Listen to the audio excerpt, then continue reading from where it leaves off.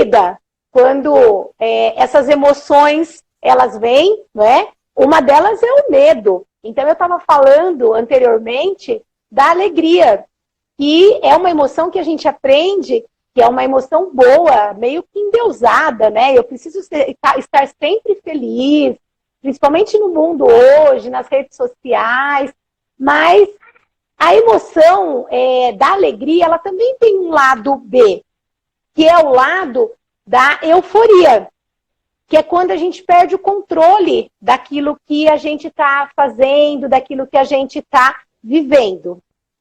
Uma outra emoção também, que é meio que assustadora, é a raiva. E o que a gente aprende da raiva? A gente aprende que é uma emoção meio perigosa. Né? Quando a gente está lá na escola, lá nos primeiros anos, a gente não ouve a nossa professora dizer assim para a gente: ah, você não pode sentir raiva. Raiva é coisa feia. Tem gente que até acha que é coisa do diabo. Só que a raiva, ela também tem um outro lado. E sabem qual é o outro lado, pessoal? É que a raiva, ela é uma emoção que tem muita energia. E essa energia, quando a gente consegue fazer o uso dela, ela ajuda a gente a mudar alguma coisa que não está legal na gente. E o medo? Aí o medo dá até medo de pensar. Só que o medo, ele tem um lado muito positivo. Foi ele que nos manteve vivos enquanto espécie.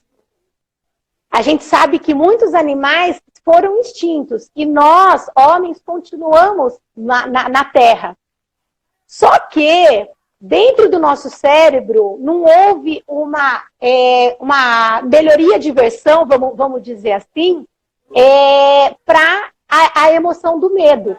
Então a gente evoluiu muito rápido, só que ainda nós carregamos algumas lembranças, algumas referências, algumas programações do homem lá de trás, do homem das cavernas. Então, o que acontece geralmente quando a gente se depara com uma coisa nova? Os pensamentos, né, que a Irivane tinha falado, do medo de achar assim, não vai dar certo. Não, isso é melhor não, melhor deixar do jeito que está. E é isso que gera a ansiedade. A ansiedade, a principal emoção da ansiedade é o medo. E aí, diante disso, como é que a gente pode fazer esse equilíbrio, consegue harmonizar as emoções para que a gente aproveite o lado bom e não chegue ao lado ruim das emoções? E é nesse sentido que a gente fala sobre o gerenciamento das emoções. Regi. Oi. Pronto. Travou só um pouquinho, mas eu consegui te ouvir. Conseguiu?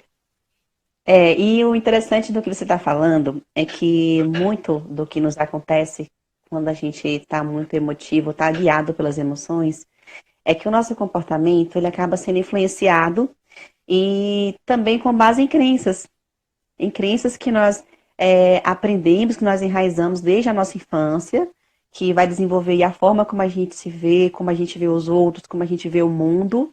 Então isso vai afetar as escolhas que a gente faz com aquelas emoções. Então não tem nenhum problema eu sentir medo, eu sentir raiva, eu sentir qualquer emoção. A grande questão é o que fazer com aquilo que eu sinto.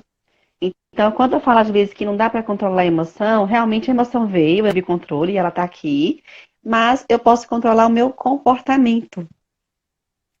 Saber o que eu vou fazer a partir dessa emoção é a grande chave da questão, é o X da questão. Então, e é importante a gente olhar para as nossas crenças. Às vezes a gente tem uma crença de achar que não vai conseguir algo. Eu não sirvo para nada, um exemplo. E aí, tudo que eu vou fazer, o primeiro pensamento que vem na minha cabeça é: eu não vou conseguir. E aí eu não vou conseguir, o meu nível de ansiedade aumenta e aí eu não consigo, algumas vezes. E aí, quando essa crença começa a ficar muito forte, ela precisa ser desconstruída. Como que a gente desconstrói uma crença? Como que a gente melhora esses pensamentos? Porque o pensamento não é pensar positivo. As pessoas falam assim: pensa positivo e vai dar tudo certo. Não funciona pensar positivo? O que que funciona, gente? Funciona em verdades. Boa parte dos pensamentos que passam pela nossa cabeça, eles são mentirosos, são pensamentos que são falsos. É o que a gente chama dentro da psicologia de pensamento disfuncional, que ele não tem nenhuma funcionalidade senão perturbar a nossa mente mesmo. Então a gente precisa identificar se estes pensamentos que passam pela nossa cabeça são verdadeiros ou falsos. Identifiquei, eu vou escolher aquilo que é verdade. O que que é verdade, tá? Por que que não é pensar positivo? Porque às vezes eu posso dizer assim, eu vou ganhar na Mega Sena. Tá, é um pensamento positivo. Eu vou ganhar, vou ganhar, vou ganhar. Funciona? Não funciona. Mas eu posso pensar de uma forma mais verdadeira que se eu trabalhar, se eu pensar em construir algo com o meu esforço, eu acredito que eu tenho uma capacidade, que eu tenho uma habilidade, eu posso conseguir coisas boas na minha vida. É um pensamento real. Eu posso conseguir coisas boas na minha vida, então eu vou fazer por onde para que isso aconteça. Então é pensar o que realmente é de verdade, o que você pode, o que condiz com a tua realidade, o que condiz com o que você pode fazer para que as coisas aconteçam na tua vida. E não fantasiar, porque os pensamentos que não são verdadeiros, eles fantasiam muito na nossa mente, criam muitas histórias e a partir daí a gente acaba não fazendo nada. Naquela história de que a gente tem muita ideia, mas se a ideia não for anotada, não for colocada em prática, serão somente ideias, nada mais do que isso. Então, identificar se você tem algumas crenças que são desconstrutivas, que são negativas, que são ruins para a tua vida. Identificar os pensamentos que elas estão produzindo, são pensamentos falsos ou verdadeiros.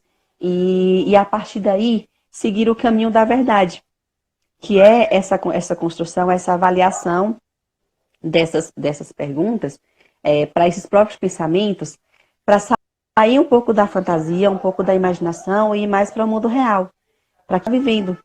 Então, sempre que você tem um pensamento e em seguida vem uma emoção, começa a se perguntar, tá, qual é a evidência que eu tenho de que esse pensamento realmente vai acontecer? Qual é a evidência que você tem de que você não vai conseguir algo? E também, qual é a evidência que você tem que você vai conseguir alcançar? E a partir daí você vai entendendo as suas emoções, como a Regiane falou. Tem dois lados, né? O medo tem seus dois lados, a alegria tem seus dois lados. E tanto o lado positivo quanto o lado negativo. E o pensamento negativo, ele sempre vai atrapalhar. Sempre. É bastante interessante você trazer